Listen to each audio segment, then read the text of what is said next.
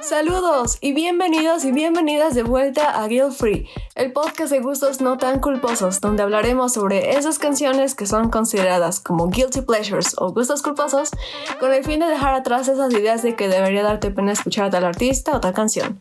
Mi nombre es Carla y hoy vamos a hablar de una de las boy bands más famosas de la historia. Son los ganadores de nuestro primer versus, que si nos siguen en Instagram hicimos una encuesta entre dos de las boy bands más conocidas, NSYNC y los Backstreet Boys, y pues los Backstreet Boys ganaron por un chingo, así que si quieren votar en nuestro siguiente versus, síganos en Instagram. Vamos a estar haciendo así varios versus entre bandas similares o artistas similares, y pues los que ganen van a tener un episodio en el podcast. La verdad es que yo nunca he sido fan de las boy bands y no suelo escuchar a muchas boy bands, solo a los Beatles. Es broma, no se enojen, no me regañen. Pero sí, o sea, nunca he sido muy fan de ellas. Y la verdad es que hasta que hice la investigación siempre confundía a NSYNC con los Backstreet Boys. Porque pues se parecen mucho y sus canciones también suenan muy similar. Entonces, sí, los confundía siempre. Y de hecho creo que conozco más canciones de NSYNC que de los Backstreet Boys. Bueno, no es como una canción más, tampoco es como que conozca muchas. Conozco como 3 de ellos. Y yo quería hacer el episodio de la canción de Everybody de los Backstreet Boys, porque no sé, me gusta más, pero encontré más información interesante de esta canción y creo que es la canción que más gente conoce de ellos. Así que pues en este episodio vamos a hablar de I Want It That Way de los Backstreet Boys. La verdad es que quedó una investigación mucho más interesante de la que me esperaba. No creí que me fuera a meter tanto en el tema, pero la verdad es que sí quedó bastante interesante. Espero que también les agrade el episodio porque a mí me gustó mucho. Antes de empezar a hablar de la canción y de la banda, creo que sería adecuado tener un poquito más de contexto y hablar de las boy bands, porque pues, es un concepto muy importante si hablamos de los Backstreet Boys. Y pues por si alguien que nos está escuchando no sabe exactamente qué es una boy band, pues ahorita vamos a hablar de esto. La segunda mitad de los 90s estuvo llena de bandas creadas donde los integrantes eran escogidos minuciosamente mediante castings o audiciones, o ganando un programa de talentos, o habían sido creados para un programa de televisión o para una película. Y a esas bandas se les llamaba grupos de laboratorio, porque pues era eso, los escogían para un propósito. Y pues las conocemos como boy bands. Generalmente las boy bands tienen 5 integrantes, pero algunas tienen 3, algunas 4, pero generalmente son 5, no sé por qué. La mayoría de ellos incluye coreografías y bailecitos, así con sus canciones. No tocan instrumentos musicales, no escriben su música, tienen una muy mala fama de usar lip sync, que es cuando pues no cantan en vivo, sino que usan una pista y nada más mueven la boca. No todos lo hacen, pero tienen es un estereotipo malo que tienen las boy bands. Y cada integrante de la boy band tiene su personalidad y pues todos son muy carismáticos, caras bonitas, entonces pues sí, se imaginarán, ¿no? ¿Por qué es tan popular? O bueno, son tan populares. La banda The Monkees es considerada como la primera boy band. Yo la verdad no sabía que pues, eran una boy band. No, solo la única canción creo que conozco de ellos es la canción de I'm a Believer, que es la canción, para que lo ubiquen, es la canción que cantan al final de Shrek, la primera. Bueno, esa es la versión de Smash Mouth, pero la canción original es de The Monkees, que aparentemente crearon la banda para un programa de televisión o algo así.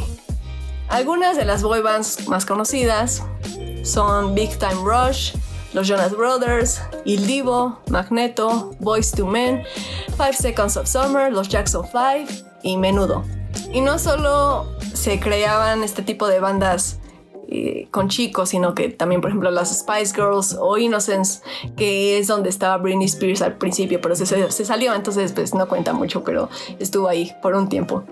Y aunque ya no se da tanto esto de las boy bands, este concepto sigue, por ejemplo, en las bandas de K-pop, que la verdad yo no sé nada de K-pop, pero por lo que he visto y chequé, pues también se forman de esa manera, que pues los escogen y tienen su personalidad y los escogen para ciertas cosas. Entonces, pues ellos siguen con esa fórmula que funciona bastante bien. Ya sería otra discusión si estas boy bands son boy bands o no, porque algunos dirán, no, pues es que ellos sí escriben sus canciones, no, pues es que esto, lo otro. Eso ya sería otro tema, pero en sí se podría decir que pues sí, esas son boy bands. A finales de los 80s hubo una boy band llamada New Kids on the Block, que fue muy popular a finales de los 80 y principios de los 90. Y ellos inspiraron a bandas similares que surgieron en los 90, como Take That y NSYNC y los Backstreet Boys. Vi que apenas sacaron una canción, no tiene creo que más de 2 años, que se llama Boys in the Band, Boy Band Anthem, que está interesante el video porque es como un recorrido musical de cómo han evolucionado las boy bands desde los 70s hasta la actualidad, y salen cameos de varios músicos y artistas que han sido parte de boy bands. Entonces, pues si quieren checarlo el video, pues ahí se llama Boys in the Band de los New Kids on the Block.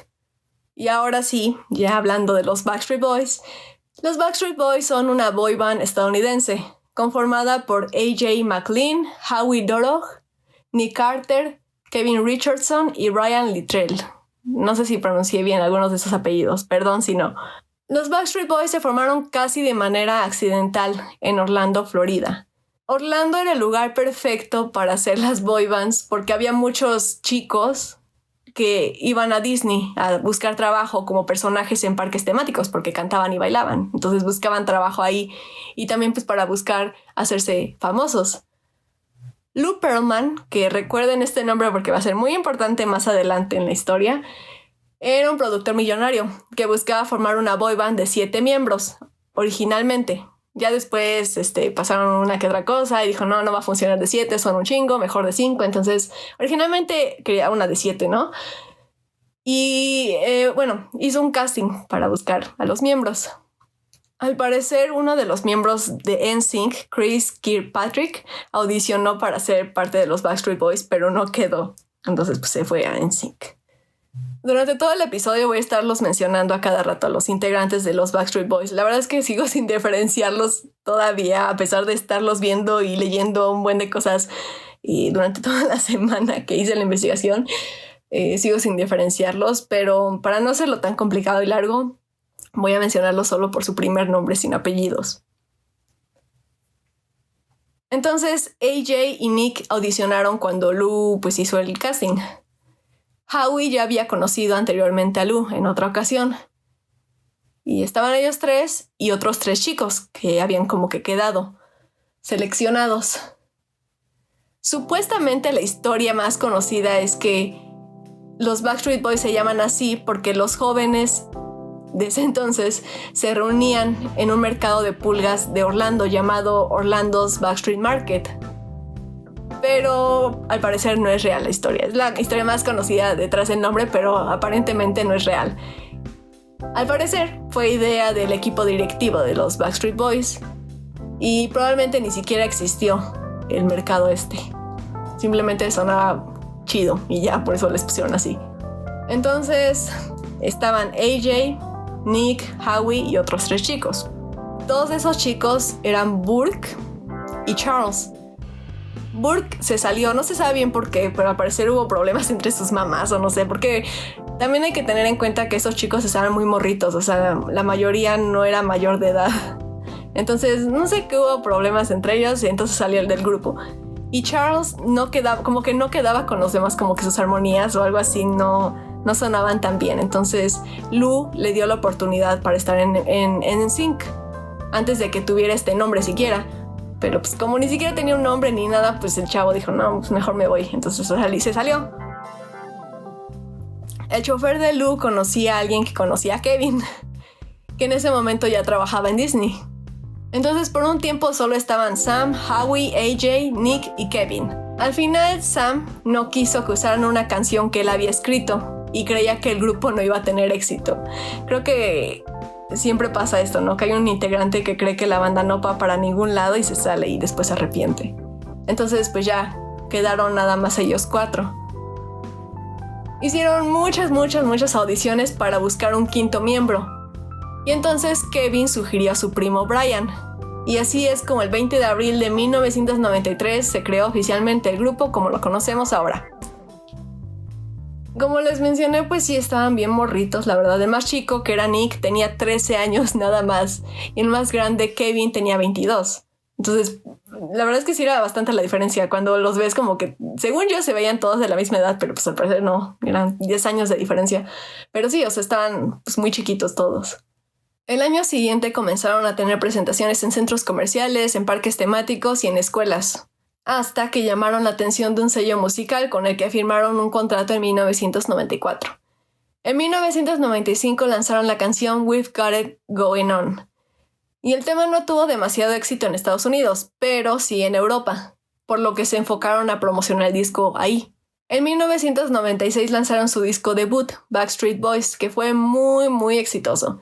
Alcanzó el número 4 en el Billboard Hot 100 y ganaron un disco de platino al vender más de 1 millón de copias. En 1997 lanzaron su segundo disco, Backstreet's Back, que vendió más de 5 millones de copias tan solo en Europa. Ambos discos, el primero y el segundo, vendieron más de 28 millones de copias mundialmente. En noviembre de ese año, Brian empezó a tener problemas de salud relacionados a su corazón y pospuso 2 veces su cirugía porque estaban promocionando el disco, estaban en pleno tour, pero tuvo la cirugía el siguiente año y el tour se tuvo que posponer un rato. Ahora, vamos a hacer como un pequeño break aquí y vamos a hablar de alguien más.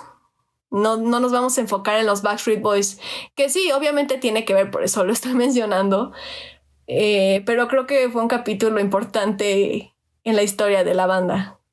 ¿Recuerdan a Lou Pearlman, el millonario que creó a los Backstreet Boys? Bueno, pues vamos a hablar de él, porque la verdad es que su historia es muy interesante y pues sí, tiene que ver con la banda. Hay un documental del 2019 llamado The Boy Band Con, The Lou Pearlman Story, que se traduce así como que la estafa de las boy bands, la historia de Lou Pearlman. Y de hecho en el documental salen integrantes de NSYNC y los Backstreet Boys.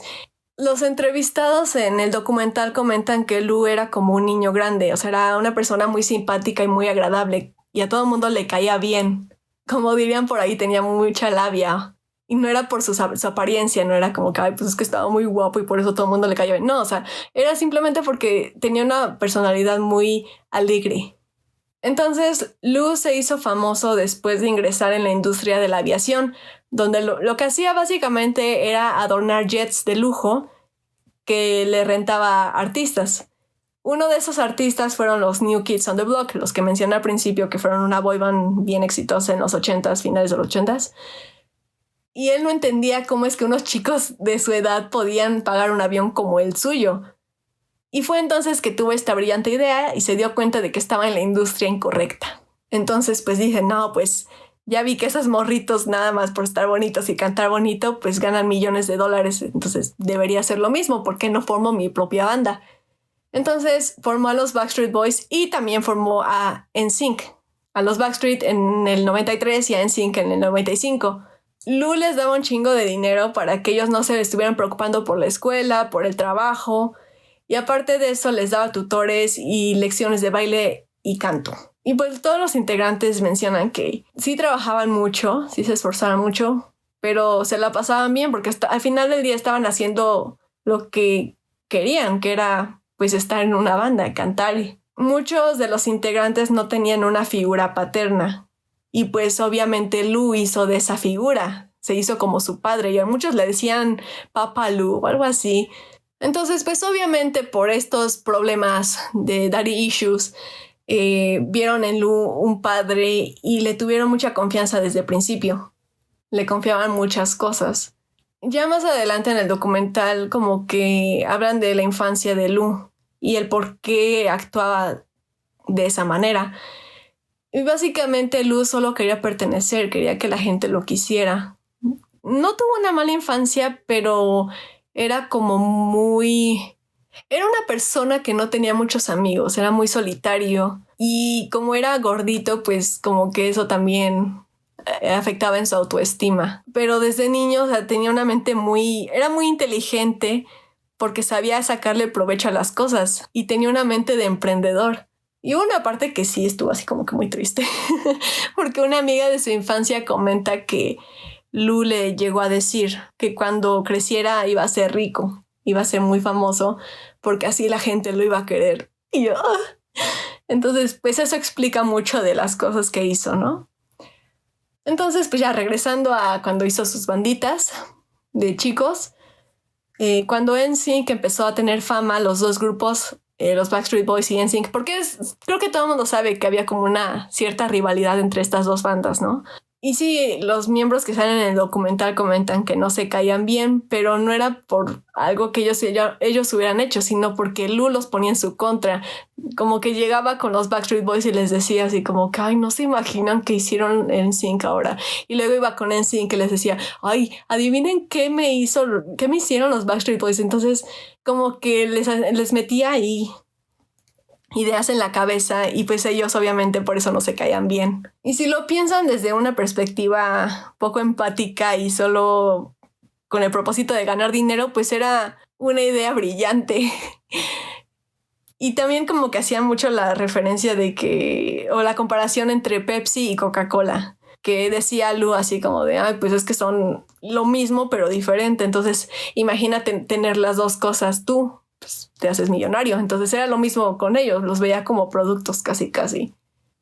Y en ese entonces, bueno, no sé ahora, no soy fan de ninguno de los dos, pero en ese entonces era como que no te podía gustar las dos, o sea, tenías que escoger un bando, no te podía gustar las dos bandas, porque pues no.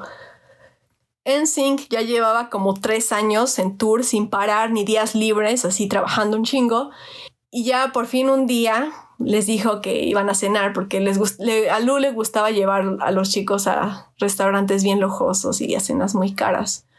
Entonces ya estaban bien emocionados los morritos porque era así como de, ay, pues ya por fin nos van a pagar, porque lo único que les pagaban era $35 diarios para gastos que tuvieran, pero pues era muy poquito, por 3 años así sin parar, era muy poquito. Entonces dijeron, no, pues ahorita en la cena seguro ya se juntó toda la lana y ahorita nos van a pagar todo en chinga, ¿no? Pues no. Y es que ellos tampoco lo veían tan mal porque como estaban chiquitos era como que pues el dinero que les daba para ellos era mucho. Y como todo lo demás era gratis, o sea, el alojamiento, las comidas, los ensayos, o sea, todo era gratis, pues era como que no, pues lo que nos están dando es un chingo. Entonces, ¿cuánto creen que les pagaron al final? Después de vender más de 10 millones de discos, solo les pagó a cada quien $10,000. Y dicen que trabajaban 18 horas al día, o sea, los estaba explotando casi. Entonces ya las dos bandas, los Backstreet Boys y NSYNC, se empezaron a dar cuenta de que no, pues es que esto está medio raro.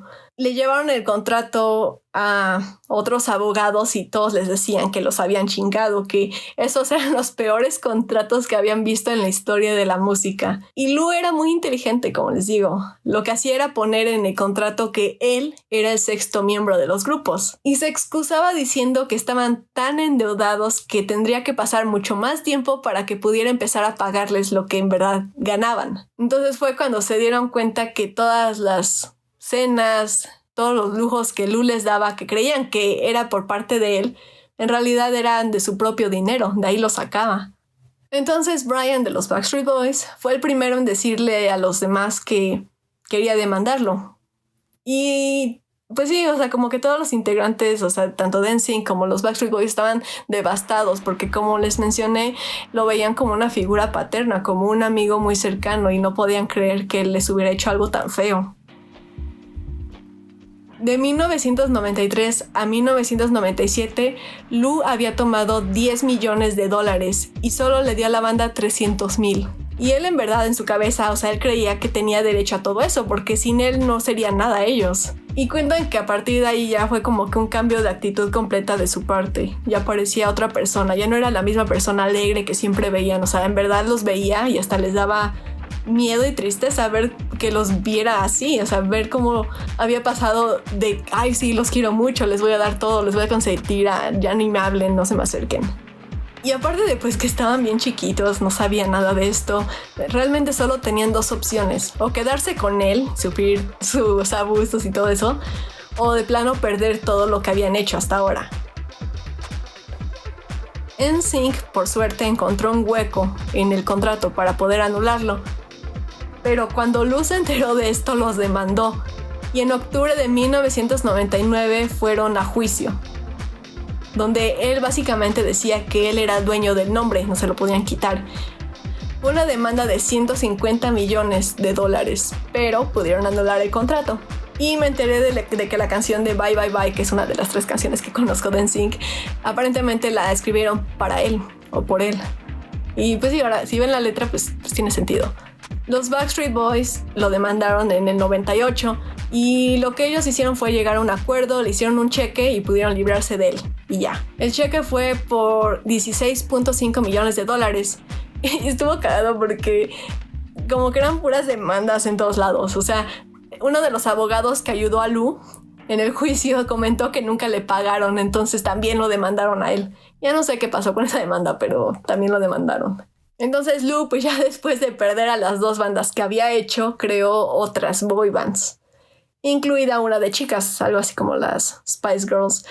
Y es el grupo que les decía, el de Innocence, donde al principio estuvo Britney Spears por muy poquito tiempo y que se salió. Porque pues sí vio que esto le funcionó, esta fórmula de hacer bandas, le funcionó porque pues, obviamente lo iba a seguir haciendo. También hizo un reality show llamado Making the Band, donde mostraba cómo se formaban estos grupos. Y además de sus fraudes, también hubo comentarios y rumores de que era gay. Y obviamente eso no tiene nada de malo. Pero si toman en cuenta que trabajaba con morritos, que la mayoría de ellos pues era menor de edad, pues ahí sí es como que obviamente va a haber rumores. Algunos de los integrantes comentan que les decían en los ensayos que se quitaran la playera para que les mostraran sus abdominales, o a veces les hacía masajes medio raros en la espalda, y su excusa era siempre de que tenían que mantenerse en forma para las chicas, para sus fans, pero nunca hubo como pruebas como tal, o sea, era como comentarios que hacían ellos, ¿no? En el documental. Pero uno de los miembros de los grupos que después hizo, después de ellos dos, de los NSYNC y los Backstreet Boys, uno de ellos comentó que sí llegó a hacerle comentarios bien incómodos cuando una vez lo invitó a su oficina. Bueno, no lo invitó, pero le dijo, vente a mi oficina, te voy a hacer comentarios sobre tu performance. Entonces, pues sí, lo hizo bien incómodo y salió de ahí corriendo. Y una de las integrantes del grupo de chicas que hizo dice que las grababa sin su consentimiento y que esas grabaciones se las mostraba a los chicos de las otras bandas. Entonces, sí, había cosas medio raras aparte de sus fraudes. Lo que finalmente le trajo más problemas tuvo problemas por negocios fraudulentos y demandas que nunca llegaron a nada, pero lo que en verdad al final fue lo que lo llevó a su pérdida, no sé, fue su programa de inversiones. Mucha gente se empezó a quejar, sus inversores, de que pues no les pagaba, que dónde había ido su dinero. Entonces pues iban a hablar a la policía y ya se empezaron a juntar un buen de personas que pues dicen, no, pues creo que sí está pasando algo con este señor, porque ya son un chingo de personas que vienen acá a quejarse de él. Pues la policía fue a su casa, a su mansión, revisaron sus pertenencias y fue ahí cuando se dieron cuenta de que este güey pues ya se había escapado y andaban no sé por dónde. Entonces Lou, listo como siempre, lo que hacía era usar el dinero de los inversores nuevos para pagarle a los inversores anteriores. Entonces, pues nadie ganaba. Supuestamente habían 2,100 inversores en total. Su fraude, tanto con los inversores como los bancos, llegó a los $500,000 millones. Y lamentablemente la mayoría de las víctimas perdieron toda su inversión. También sale en el documental y pues sí, como que sientes culero ver como la gente, por ejemplo, una pareja de esposos menciona que usaron el dinero de la mamá de la señora que murió pues para abrir algo, para ganar dinero, y pues perdieron todo por culpa de Lou. En el 2016 se estimó que su fraude tuvo pérdidas totales de $2,400 millones.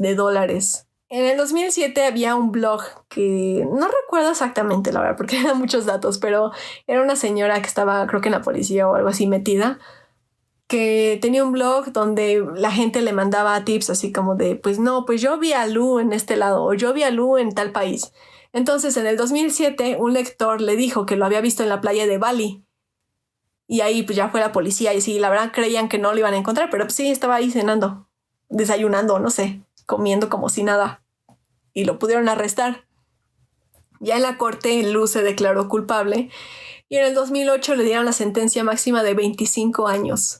Y a lo mejor dicen, no, pues ya a lo mejor en la cárcel como que ya se dio cuenta de todas las cosas feas que hizo. No, o sea, le hablaba a uno de sus amigos de la infancia para decirle, ya cuando salga de aquí vas a ver, vamos a vernos de nuevo. Me están culpando por algo que yo no hice, yo soy inocente y no sé qué. Entonces, incluso en la cárcel estaba viendo la manera de salir de ahí.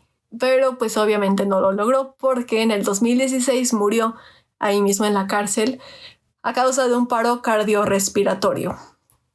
Y es curioso ver cómo varios de los integrantes de las bandas que tuvo y que salen en el documental tienen sentimientos encontrados, porque muchos es como, pues es que sentí alivio cuando murió. Obviamente no me alegró de que muriera, pero es un alivio que sentí cuando me dijeron que había muerto. Y otros es como que tienen síndrome de Estocolmo. No, es como uno, no quiero mencionarlo porque ya sería meternos en otro tema.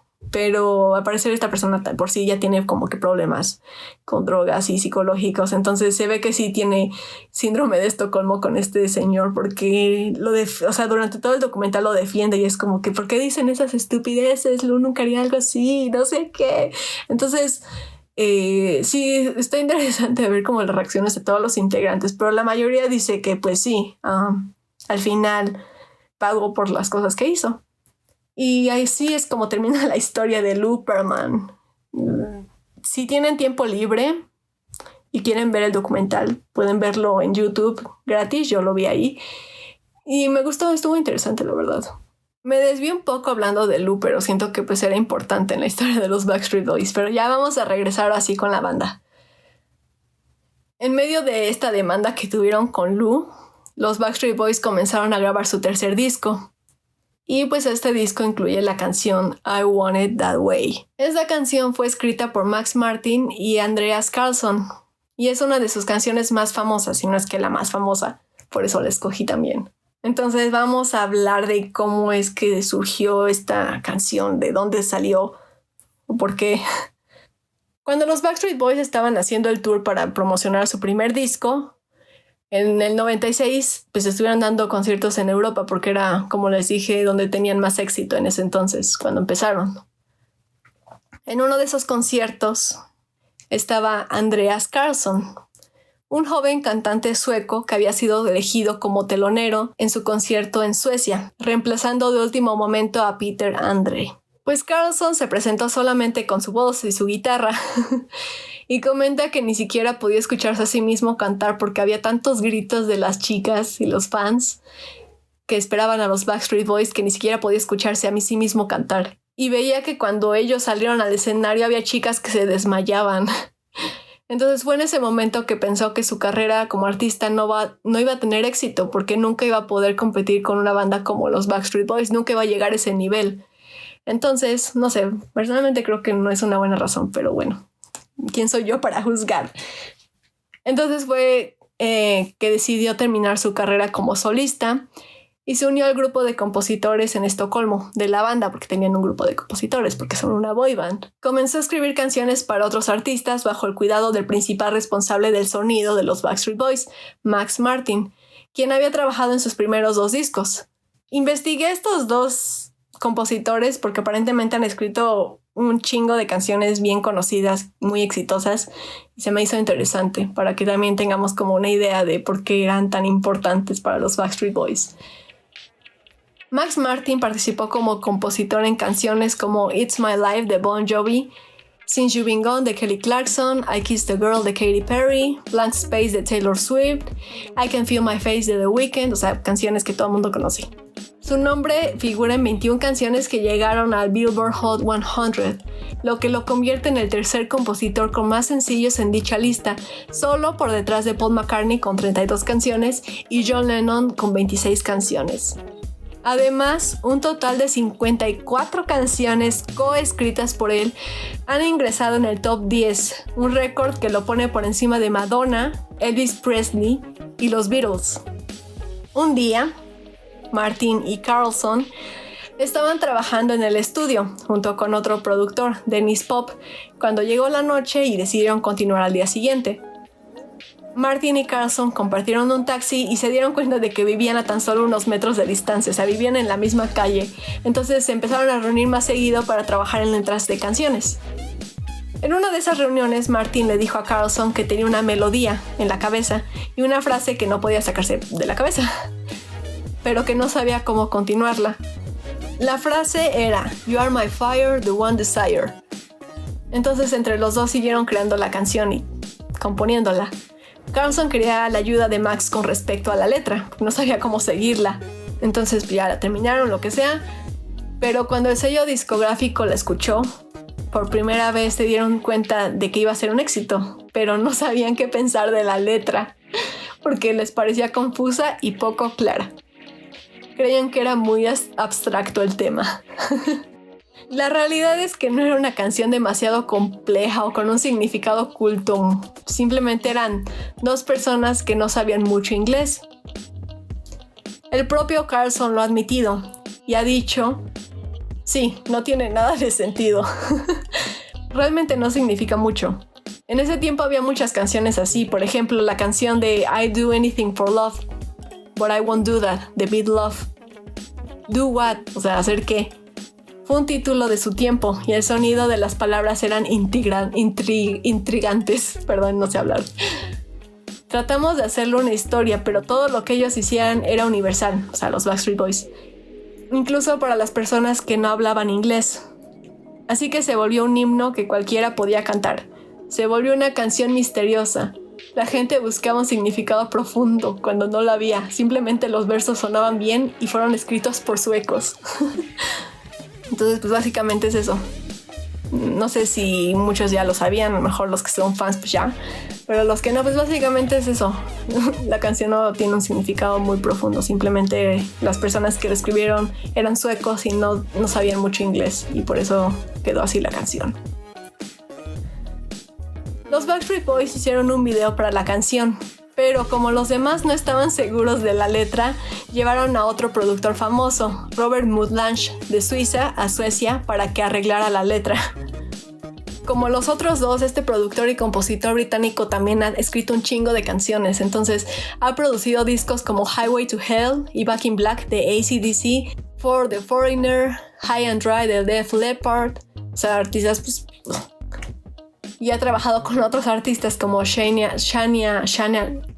Twain, perdón, ya les dije que no sé hablar, Shania Twain, con la que se casó, Celine Dion, Britney Spears, Nickelback, la banda favorita de todos, Maroon 5 y Muse en su disco de Drones como productor, lo cual me sorprendió mucho porque Muse es de mis bandas favoritas de toda la vida, entonces no sabía que, no sé, nunca creí relacionar a los Backstreet Boys con Muse, pero al parecer fue el productor de ese disco. Entonces, pues... ya llevaron a Suecia a Robert y modificó varias estrofas de la canción. Por ejemplo, cuando dice I never wanna hear you say, lo cambió a I love it when I hear you say. Tiene más sentido, ¿no? Y pueden escuchar todavía, si la buscan en YouTube, como No Goodbyes, esta versión cambiada y renovada, con más sentido. Pero no sé, suena rara. No, o sea, no suena como obviamente no suena como la canción que conocemos, por eso la cambiaron. Pero no sé, no tiene ese punch de o sea, suena raro. No me gusta, me sentí hasta rara escuchándola. Pero pues ahí, igual, si quieren, se las ponemos en la descripción, por si quieren escuchar esa versión. Incluso AJ ha dicho que tenía más sentido la canción, pero no tenía el mismo sentimiento. Entonces esta versión no le gustó a los Backstreet Boys y dijeron que no, que se quedaban con la original, aunque no tuviera sentido, que se oía mejor. Lanzaron el single para anticipar el disco nuevo, Millennium, y la canción llegó a los puestos principales en Canadá, Nueva Zelanda y Alemania. Aunque llegó al puesto número 1 en los Estados Unidos, no podían comprarlo todavía las personas, y solo llegó al puesto número 6 en el Billboard Hot 100. En 1999 por fin ya sacaron el disco Millennium, y vendió 1.134.000 copias en su primera semana y se convirtió en el disco más vendido en Estados Unidos de ese año. También tiene el récord por más envíos en un año, de 11 millones. Estuvo en la lista de Billboard por 93 semanas, un chingo. Este disco fue el que más rápidamente alcanzó la certificación de platino en Estados Unidos, aunque al año siguiente los NSYNC lo superarían con su disco de No Strings Attached, pero eso ya es otra historia. Carlson, Andreas Carlson, el otro escritor de la canción, se volvió millonario, obviamente, y muchos músicos empezaron a trabajar con él. Ha escrito canciones para Britney Spears, Celine Dion, Bon Jovi, NSYNC y Katy Perry. Él fue el responsable de Bye Bye Bye y It's Gonna Be Me de NSYNC, que también canciones que las otras dos canciones que conozco de ellos. I Want It That Way ha sido catalogada como uno de los temas más exitosos de una boy band, de acuerdo con una encuesta hecha por la revista británica Amaze Pop. Fue nominada como Canción del Año y Disco del Año en los Grammys del 2000 y alcanzó el primer lugar en más de 25 países. Aunque ya dijimos que la canción no tiene sentido, ya todo el mundo lo acepta que no tiene sentido, pues hasta el día de hoy la gente se pregunta por el significado de la canción y pues dicen que a qué se refieren con I Want It That Way, in what way, de qué manera, de qué están hablando.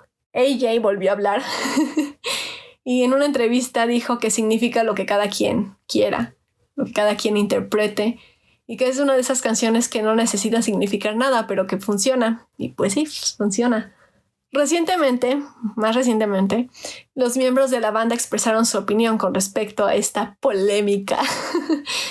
En el 2020, Nick, Kevin, AJ, Brian y Howie, o sea, pues todos los integrantes, no sé ni para qué los mencioné, pero pues, los Backstreet Boys, aparecieron en el programa Watch What Happens Live.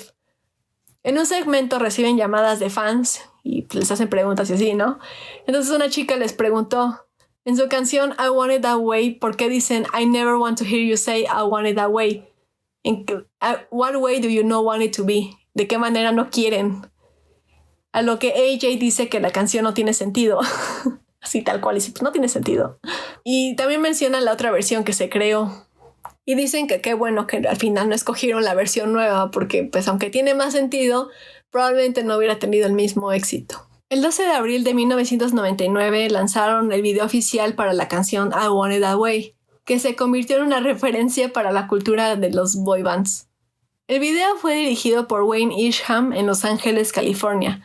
Actualmente el video oficial tiene más de 909 millones de views. Los efectos están bien noventeros, no sé, me dan risa los efectos. Y pues todo el video transcurre en un aeropuerto. Los integrantes pues, están ahí caminando, así como todos tristes o no sé, y se están paseando ahí por el aeropuerto y hacen sus coreografías de boy band. Y al final, pues, están detrás de creo que es la toma más famosa del video que todos han visto, que todos reconocen, que están los integrantes ahí como en el aeropuerto y detrás está un jet, una avioneta, con el logo de los Backstreet Boys que aparentemente lo hicieron por CGI. y pues ya están cantando y están rodeados de sus fans. En el 2000, la banda de pop-punk Blink-182, Blink-182, que creo que muchos de ustedes conocen, sacó su disco Enema of the State y sacó el sencillo All the Small Things, donde en su video oficial hicieron una parodia de varios artistas y bandas que eran populares en ese momento, incluyendo a Britney Spears, Christina Aguilera y obviamente los Backstreet Boys, con el video de I Want It That Way.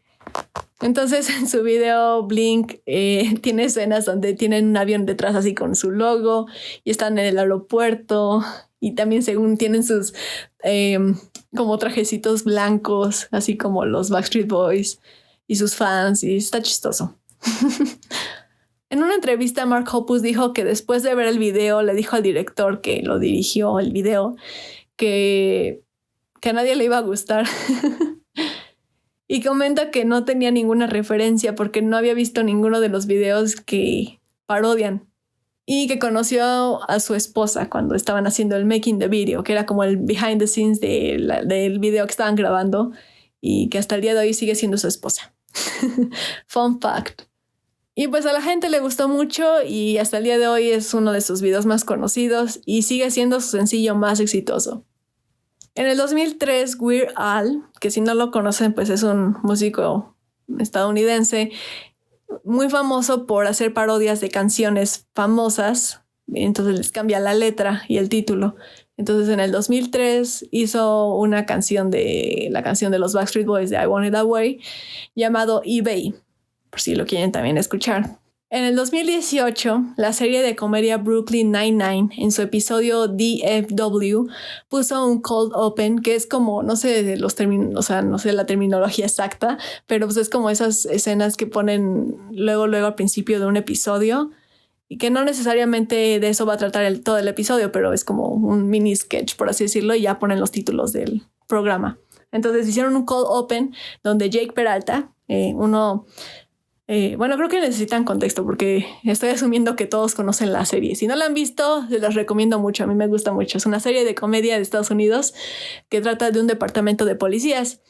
Entonces, Jake Peralta, uno de los protagonistas, está con una víctima que dice que no vio al asesino de su hermano porque ella se estaba escondiendo en el baño, que solo lo escuchó cantar la canción que estaban poniendo, que es la de los Backstreet Boys, la de I Want It That Way.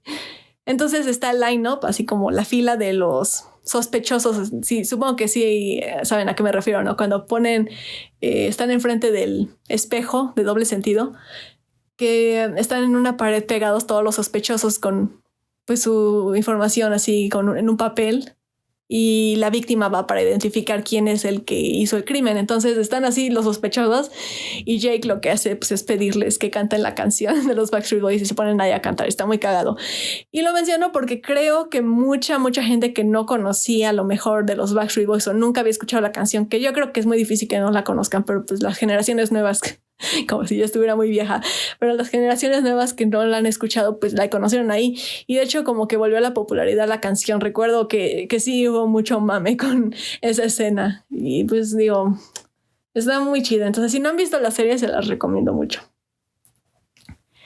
En el 2018 los Backstreet Boys hicieron una versión de su canción en el programa de Jimmy Fallon, donde tienen un segmento así con artistas y la banda de The Roots, que pues, es el programa, donde los invitan a tocar y cantar sus canciones, pero con instrumentos que encontrarías en un salón de clases. Entonces los Backstreet Boys pasaron mucho tiempo así sin cantar esa canción. En programas así, pues los fans enloquecieron con la versión. Entonces, pues ahí estuvieron.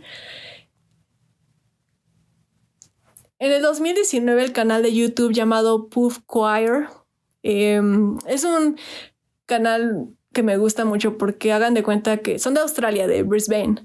Son de Australia y básicamente el concepto que tienen es que puede ir cualquier persona, o sea, van extraños y se reúnen en un lugar determinado. Entonces, en esas pocas horas que tienen, se aprende la canción, aprenden a cantar la canción y la dividen en varias armonías y partes. Entonces, aprenden su parte y ya en la noche la cantan. Es como una presentación de una sola vez. Entonces, no importa que no sepas cantar, como lo que importa ahí es el sentimiento de comunidad que te trae a cantar con otros desconocidos. Entonces, en el 2019 hicieron una versión de I Want It That Way que está chida. Igual, si no conocen el canal, se los recomiendo. Tienen, no sé, a mí me da como goosebumps escuchar algunas versiones así cantadas por muchas personas. Igual yo creo que en la descripción les voy a dejar una playlist con varios de los videos que estoy mencionando para que los chequen. Y también en ese año, en el 2019, la canción cumplió 20 años. En el 2020, iHeartRadio organizó un concierto virtual que fue transmitido por televisión y radio llamado Living Room Concert for America, en el que participaron artistas como Elton John, Alicia Keys, Mariah Carey, Billie Eilish, Sam Smith, entre muchos otros. Y el objetivo era recaudar fondos para First Responders Children's Foundation y Feeding America, que son dos organizaciones que ayudan a las familias afectadas económicamente por el brote del coronavirus. En este evento, pues también estuvieron los Backstreet Boys, donde interpretaron I Want It That Way, pero de una forma peculiar, porque no estaban todos juntos. Como era un evento virtual, cada quien se grabó cantando desde su casa y había como que cameos, por así decirlo, de sus hijos, de sus familias, que también los ayudaron a cantar la canción. Entonces, pues sí, hicieron una versión en línea de la canción, no sé, y suena bien. Obviamente ahí sí no están grabando ni están haciendo lip sync ni nada, pero la verdad es que suenan bastante bien sus armonías. Este evento recaudó más de $1 millón. Y por último, esto creo que lo menciono porque la verdad me puse a ver los videos y me gustaron mucho y me dieron mucha ternura. Hay un actor que a lo mejor conocen, a lo mejor no, es famoso, que se llama Kevin Bacon, que es un estadounidense. Bueno, ahorita en los tiempos en los que estamos viviendo, empezó a subir videos en Instagram donde le canta y le toca la guitarra a las cabras de su esposa. Suena medio raro, pero a ver, voy a explicarlo. Cuenta que para su aniversario 32 le regaló a los animales como mascotas y que no sabía que sus videos cantándoles se iban a volver tan virales ni populares. Simplemente lo hacía porque pues lo encontraba muy relajante, o sea, cantarle a las cabritas. Entonces a alguien se le ocurrió que podía preguntarle a la gente por sugerencias de canciones. Entonces pues empezaba a subir varios así covers de... o sea, pues sí, hacía sus covers con su guitarra y las cabritas o las alpacas ahí en el fondo.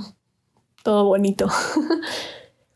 Y una de las canciones que le tocó a las cabras fue I Want It That Way, donde creo que AJ fue el que lo retó a hacer una canción de los Backstreet Boys y él cantó esa.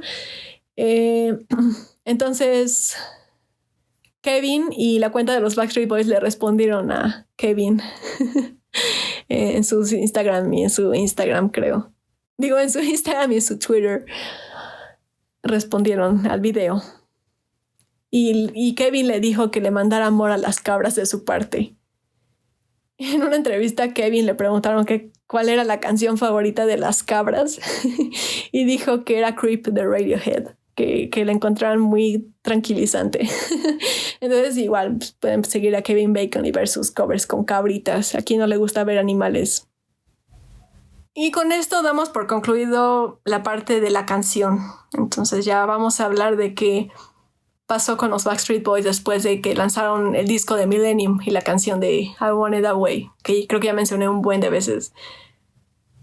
Deberían hacer, si quieren, no los puedo obligar, deberían hacer un juego de esos donde cada vez que digo I Want It That Way deben tomar un shot.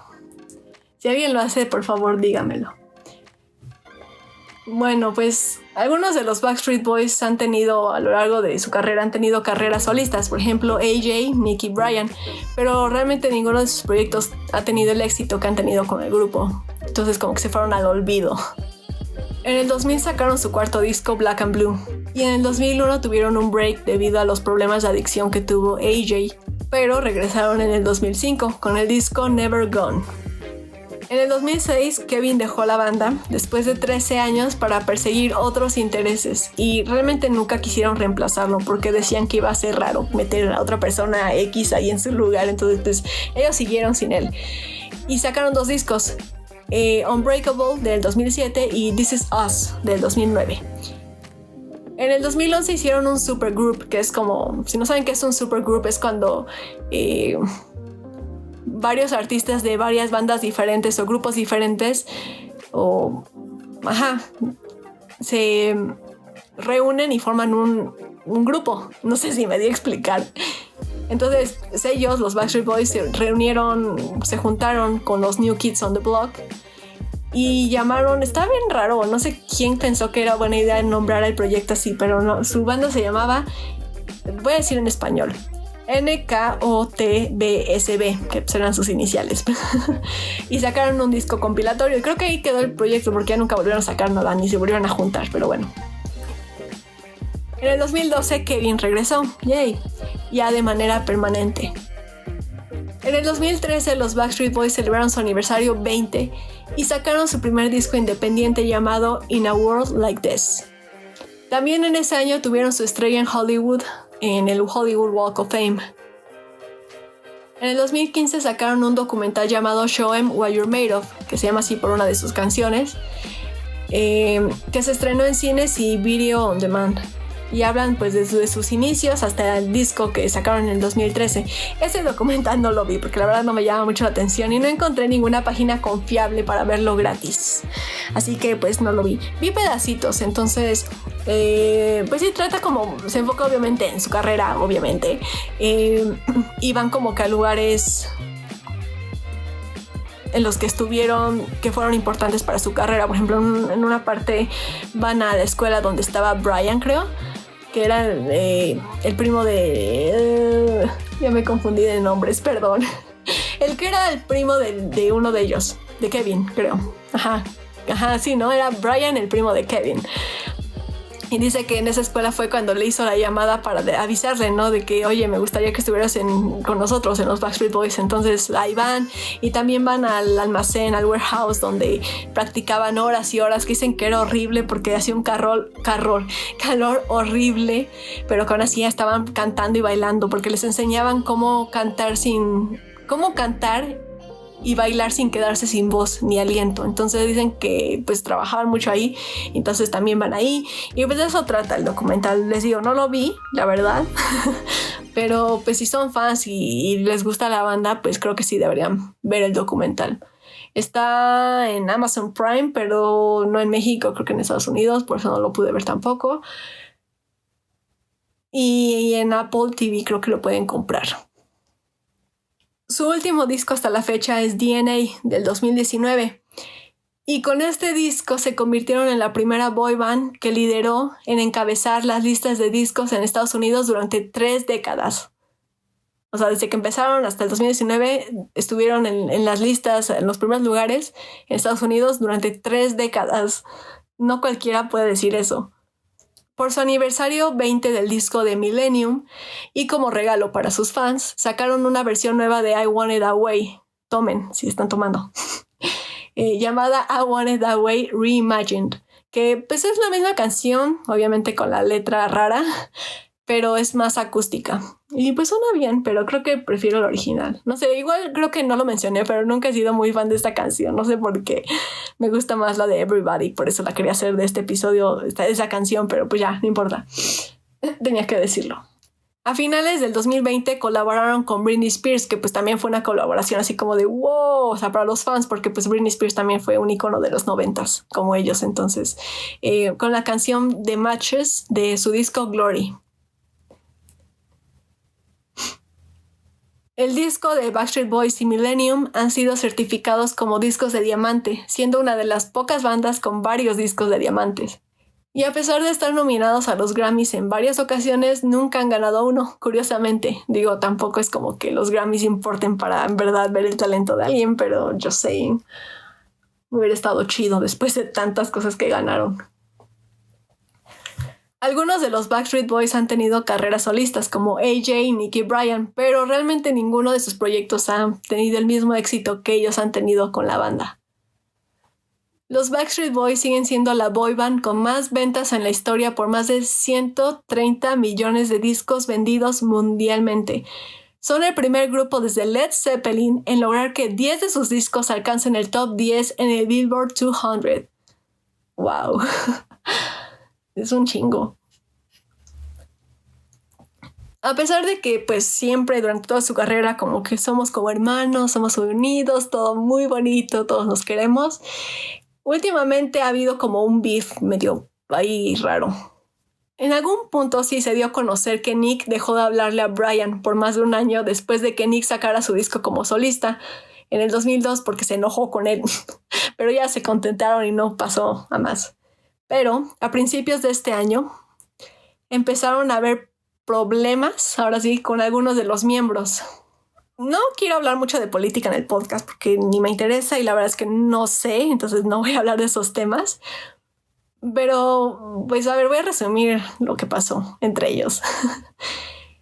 No sé si recuerdan que hace un tiempo los simpatizantes de Trump fueron al Capitolio y empezaron a hacer sus cosas. Por no decirlo de otra forma. Y pues lo que hizo el gobierno fue empezar a eliminar sus cuentas de las redes sociales y se creó una teoría conspirativa y que realmente no quiero hablar mucho del tema, pero pues la pueden buscar, se llama QAnon. No quiero hablar de eso acá, pero pues pueden buscarlo si quieren. Entonces lo que pues, la gente que le empezaron a borrar las cuentas hicieron fue una red social de puros conservadores donde hablan pues de esta teoría conspirativa y hay mucho odio en general. Pues Brian lo creyó que que iba a ser buena idea. No sé qué estaba pensando, pero Brian anunció públicamente en Twitter que tenía una cuenta en esa red social. Y de hecho en el 2017 dijo que lo apoyaba, que apoyaba a Trump.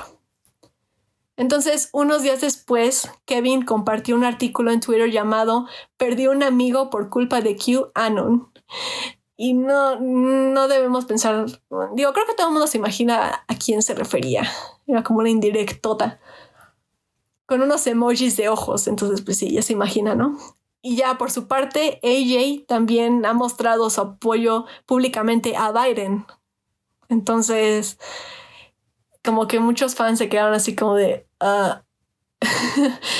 como que no sabían ni qué pensar de esto. Entonces dicen que las peleas que han tenido ha sido probablemente por creencias ultraconservadoras que ha tenido Brian. Y todo esto despertó rumores entre sus seguidores de que qué iba a pasar con la banda, que a lo mejor ya no se llevan tan bien como antes. Entonces, pues quién sabe, pero no sé si es tan importante para la investigación, pero pues creo que lo tenía que mencionar porque es lo último que ha pasado con ellos. Pero antes de terminar con el episodio, no podía dejar de hablar de NSYNC. Ya sé que en realidad los Backstreet Boys ganaron la encuesta en Instagram, pero pues aún así no podemos hablar de uno sin el otro. Creo que todos saben que pues sí, había una rivalidad entre ellos, ¿no? Porque pues obviamente era un grupo de chicos de 5 personas que tenían canciones y música muy parecida, bailaban, cantaban, tenían caras bonitas, entonces pues obviamente iba a haber esta comparación entre ellos. Vamos a hablar muy brevemente de NSYNC, tampoco me voy a enfocar en ellos, pero pues voy a hablar de qué es lo que ha pasado entre ellos, entre esas dos bandas. Como ya les había mencionado cuando hablamos de Lou Pearlman, pues NSYNC se formó en Orlando en 1995 por Lou Pearlman. Los miembros eran Justin Timberlake, que creo que es el miembro más famoso hasta ahora, Chris Kirkpatrick, Joey Fatone, Lance Bass y JC Chasez. Tuvieron mucho éxito a finales de los 90 y principios de los 2000. Y durante esos años, en los 90, se especuló de una rivalidad entre estas dos bandas, pero no se especificaban las razones. Ya había comentado que pues al principio sí fue culpa de Lou, que él les metía cizaña entre los dos, pero pues realmente no era por algo que hubieran hecho. Porque dicen que en algún punto obviamente sí se juntaron y empezaron a hablar y fue como que, ay no, pero es que Lu nos dice eso de ustedes, y los otros eran como que, ay, pero es que Lu nos dice que ustedes son los que hacen. Entonces ya empezaron a hablar, ¿no? Y ya como que eso ya se olvidó. Pero por eso la gente siempre pensaba que los dos grupos se odiaban. Y sí había cierta competencia amistosa, pero pues nada grave después ya de todo lo que pasó con Lu. En una entrevista con Billboard del 2018, los integrantes de NSYNC, excepto por Justin Timberlake, porque ya es como que ya se cree mucho, ¿no? Pero ya no quiere estar relacionado con ellos casi. Pero hablaron sobre este tema, sobre esta rivalidad por la que se especuló por tantos años. Y dicen que cuando ellos andaban en Europa, ellos, NSYNC, querían ser la primera banda en Estados Unidos porque sabían que se iban a ganar el mercado, si iban a ser los primeros, y que no había lugar para dos grupos iguales. Pero Lou, su mente brillante pero tan retorcida, les mintió y les dijo que su canción iba a salir antes que la de los Backstreet Boys, y obviamente eso fue una mentira. Y pues sí les molestó, obviamente, ¿no? Pero pues... Y en sí el mayor problema entre comillas, que tuvieron fue cuando Chris de NSYNC salió con una chica y ya después rompió con ella y ella empezó a salir con AJ de los Backstreet Boys. Y aparentemente AJ le decía cosas feas de Chris. Entonces Chris lo confrontó y voy a citar lo que dice: I wanted to kick his ass. Quería patearle el trasero. Entonces, pues nunca pasó nada y Chris lo superó. Y realmente dice que no sabe cómo lo resolvieron, pero que un día se lo encontró a AJ en la calle, así una noche, y aunque quería matarlo, le invitó una chela y ya era como muy compas. Y ya, sí, hasta el día de hoy son muy buenos amigos. Entonces ese fue como el mayor problema que tuvieron NSYNC y los Backstreet Boys. Yo la verdad creí que iba a haber más cosas, más chisme, pero no fue eso. Y pues ya, con eso terminamos, ahora sí, el episodio de hoy. Creo que va a ser uno de los episodios más largos que hemos tenido. Sí me emocioné un poquito con la investigación, pero es que siento que como que sentía que todo era importante y sé que hay muchos fans de la banda de los Backstreet Boys, entonces no quería decepcionarlos. La verdad, no tenía idea del impacto tan grande que las boy bands tenían. Obviamente sabía que eran populares, porque si no, no existirían, pero pues no sabía, o sea, todos los récords que rompieron los Backstreet Boys, no me lo imaginaba. Y la verdad, en algún punto yo también los he juzgado, porque muchas veces el término boy band es como un término peyorativo, así como que, ay, pues son una boy band, no tienen talento, ¿saben? Entonces, en algún punto yo las juzgué. Carla Puerta los juzgó. Pero ya no. Y ya diferencio a NSYNC y los Backstreet Boys, aunque no sé todavía quién es quién, solo reconozco a algunos como a Kevin y a Brian, creo, porque son los que mencioné más, pero sigo sin saber quién es quién. Y aunque las boy bands actualmente ya no son tan populares, ya no hay tantas boy bands, y por ejemplo todavía están las de K-pop, es así, son muy populares, pero ya no hay tantas como en los 90s. Pues los Backstreet Boys siguen con todo y sus coreografías y sus vestuarios, o sea, siguen dando conciertos. Son como de las pocas bandas de los 90s, o las pocas boy bands de los 90s que siguen siendo y estando como estaban en ese entonces. Ya no sé qué digo. Pero sí, o sea, siguen relevantes todavía. Y me llamó la atención porque al parecer ellos no se llaman a sí mismos como una boy band, sino como un grupo de armonía vocal. Y para eliminar el estereotipo de boy bands que se tenía, que mencioné que muchas hacían lip sync, que nos movían los labios, pero realmente no cantaban en vivo, siempre que podían cantaban a capela. Y la verdad es que sí tienen bonitas armonías, o sea, suenan bien juntos. Entonces, pues sí, lo lograron. Igual no creo ahora ser muy fan de las boy bands aún, pero pues ya los veo de otra manera. Ya no los veo como pues bandas de chicos que nada los escogieron por bonitos y ya. Ya no los veo así. Suscríbanse al podcast para no perderse de ningún episodio. Síganos en Instagram, estamos como Guilt Free Podcast. Mándenos sus sugerencias, opiniones, todo lo que nos quieran contar. Escríbanos para saber qué opinan del podcast. Y como los Backstreet Boys dirían, eres mi fuego, el deseo. Créeme cuando digo que lo quiero de esa manera. Sí, no tiene, o sea, si leen la canción, no, en verdad no tiene sentido. Y es que ni siquiera es como el deseo, porque dice, eres mi fuego, el deseo, ni siquiera es como mi deseo, no. En inglés dice el deseo. No tiene sentido, pero pues, es la canción que a todo mundo le gusta. No importa que no tenga mucho sentido, muchas canciones no tienen sentido. Adiós y nos vemos en el siguiente episodio. Ya me duele la garganta de tanto hablar.